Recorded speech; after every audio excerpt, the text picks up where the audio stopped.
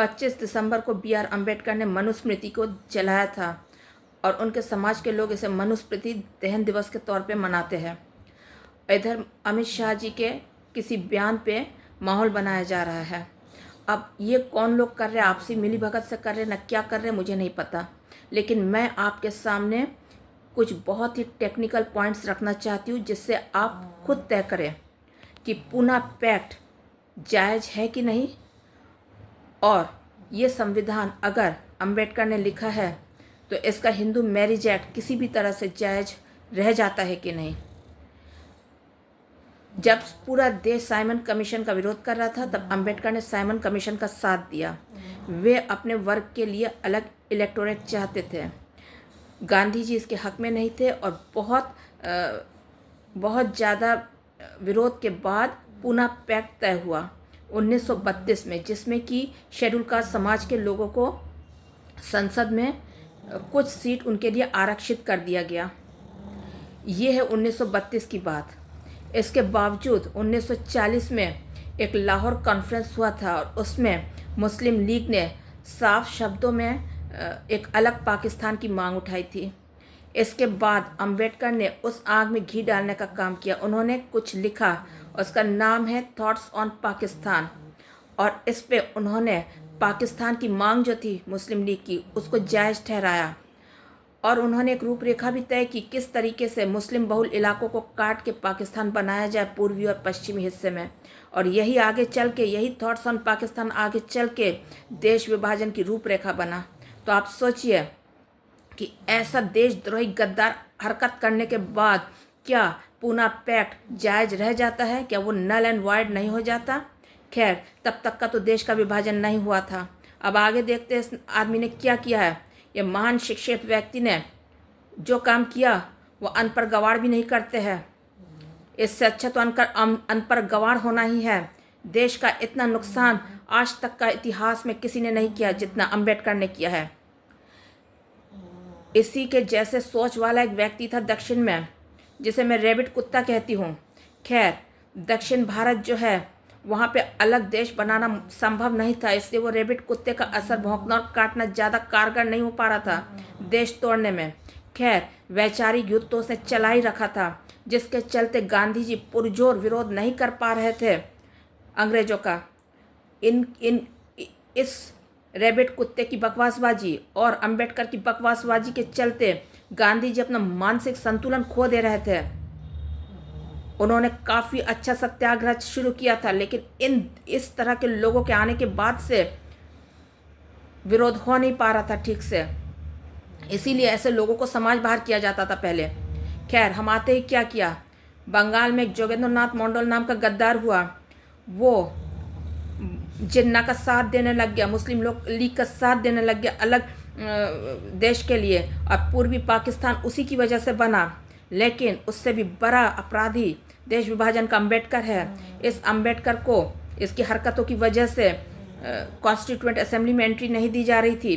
तब मुस्लिम लीग की मदद से जोगेंद्र नाथ मंडल ने अंबेडकर को संविधान सभा में भेजने की कोशिश की। उस वक्त खुलना और जैसोर के शेड्यूल कास्ट लोगों ने नंगा नाच दिखाया जातिवाद का, जिसके चलते अंबेडकर जीत गया। और ये जीत जो थी, इसने महात्मा गांधी को अंग्रेजों के सामने बहुत कमज़ोर कर दिया। वे पुरजोर तरीके से विरोध नहीं कर पाए देश विभाजन का, और सारा ठीकरा उनके मत्थे मर दिया गया कि उनने कहा था मेरी लाश पर से होकर देश का विभाजन होगा। लेकिन आप ही बताएं, अगर आस्तीन में इस तरह के जहरीले सांप हो, दक्षिण का रेबिट कुत्ता और ये जोगेंद्र नाथ मंडल और अंबेडकर जैसा सांप अगर आस्तीन में हो, तो महात्मा गांधी कैसे काम कर सकते थे? हम मानते हैं उनके निजी जीवन में कुछ तथ्य थे जो हम जिसको सही नहीं मान सकते हैं, और नाथूराम गोडसे जी ने उनको जो 2 गोली मारा, हम उसे गलत नहीं कह पा रहे हैं किसी भी हालत में। उसके बावजूद हम इस बात से इनकार नहीं कर सकते हैं कि गांधी जी ने बड़े पैमाने पे मास मूवमेंट, जन आंदोलन शुरू किया था देश में। और आज की तारीख में जो लोग अंबेडकर को हमारे सर पे चढ़ा के नचवाने की कोशिश कर रहे हैं, वो खुद बताएं उनका खुद का इतिहास क्या है। नाथूराम गोडसे जी ने तो कर्म किया, उनके गुरु सावरकर ने तो कर्म किया, लेकिन इनके कर्म की जो फल चाटने, मलाई चाटने बैठे हैं जो लोग, और साथ में अंबेडकर को भी हमारे सिर पे चढ़ा के नचाना चाहते हैं, वो अपना पक्ष साफ करे।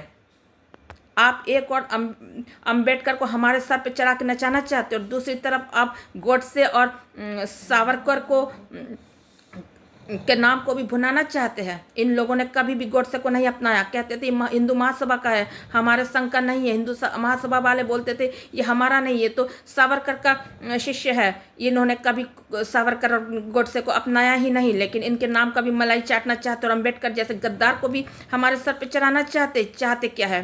खैर, जैस और खुलना से जो जातिवाद का नंगा नाच शुरू हुआ वो आखिरकार देश विभाजन में तब्दील हो गया। पूर्वी पाकिस्तान में जैसोर खुलना चला गया।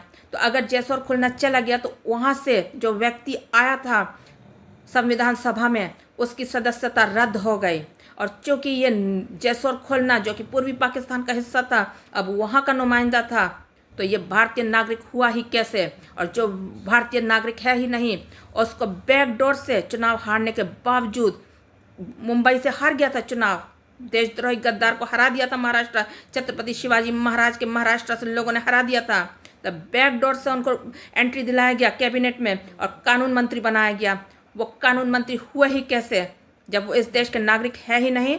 वो तो जैसोर खुलना से जीते थे, और जैसोर खुलना अगर पूर्वी पाकिस्तान में चला गया तो वहाँ से जीता हुआ नुमाइंदा, और वो भी ऐसा नंगा नाच, जातिवाद का नंगा नाच दिखा के जो जीत के आया था, वो इस देश का नागरिक हुआ ही कैसे। और जो व्यक्ति देश का नागरिक नहीं है वो संविधान सभा में घुस के हिंदू मैरिज एक्ट पारित कराने के लिए पगलाने लगा, और उस हिंदू मैरिज एक्ट के जरिए आगे चल के हिंदू माताओं के कोख को बांधा गया। मुस्लिम बहुविवाह पे प्रतिबंध लगाए बिना हिंदू मैरिज एक्ट को पारित करवाने के लिए जिस तरीके से अम्बेडकर पगला रहे थे, ये उनके व्यक्तित्व को अत्यंत संदिग्ध बना देता है।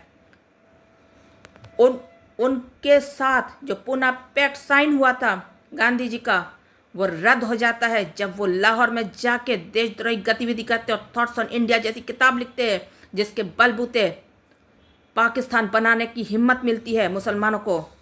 और जब वो जैसोर में जाते हैं और जातिवाद के नाम पे इस तरीके से जीत के आते हैं, और उनको जिताने वाला व्यक्ति पाकिस्तान का कानून मंत्री बनता है, तो फिर ये व्यक्ति हमारे संविधान सभा में घुसने योग्य था ही नहीं। तो फिर ये सब क्या हुआ है। ये व्यक्ति गद्दार व्यक्ति था। इसके साथ साइन किया हुआ पूना पैक्ट मुझे लगता है नल एंड वाइड है, रद्द हो जाना चाहिए। और इसके द्वारा अगर कोई भी कानून पारित हुआ है, खास करके हिंदू मैरिज एक्ट, तो वो भी अवैध है। और अगर उस मैरिज एक्ट के तहत कोई भी विवाह होता है, स्पेशल मैरिज एक्ट, ये मैरिज एक्ट, वो मैरिज एक्ट, तो वो अवैध है। उससे जन्मे संतान भी अवैध हो जाते हैं। हमारा संविधान मनुस्मृति है, हमें हमारा संविधान वापस किया जाए। और जिनको इस गद्दार अम्बेडकर का बनाया संविधान चाहिए, वे पूर्वी और पश्चिमी पाकिस्तान चले जाए और इनको भेजने के लिए एनआरसी लाया जाए, सीए नहीं। देश के कुछ लोग जो ज़्यादा होशियारी कर रहे हो, गांधी को गाली देते हैं और सावरकर करते हैं, और अंबेडकर को भी हमारे सिर पे चढ़ा के नचवाना चाहते हैं, वे खुद संदिग्ध हो जाते हैं। अपना पक्ष साफ करे। महात्मा गांधी के कुछ चारित्रिक दोष थे, उनके आश्रम में कुछ गलत गतिविधियां होती थी। कोई भी समाज, सभ्य समाज उस सब चीज़ों को नहीं मान सकता है, लेकिन इसके बावजूद उनके योगदान को कोई भुला नहीं सकता है। जो उनको गाली दे रहे हैं या साफ शब्दों में कभी भी नाथूराम गोडसे को अपनाते नहीं है और सावरकर कह के मलाई चाटना चाहते हैं, और अंबेडकर जैसे को भी हमारे सिर पर चढ़ाना चाहते हैं, ऐसे लोग अपना पक्ष साफ करें। ये खुद संदिग्ध है। और अंबेडकर का पारित कोई भी कानून इस देश में वैध है ही नहीं, नल एंड वाइड है। कब कोई व्यक्ति सामने आएगा और इसे नल एंड वाइड घोषित करेगा, क्योंकि गद्दार के द्वारा पारित कानून कभी भी वाइड नहीं हो सकता, कभी भी वैध नहीं हो सकता है। राष्ट्र चिंतन मनन करे। वंदे मातरम।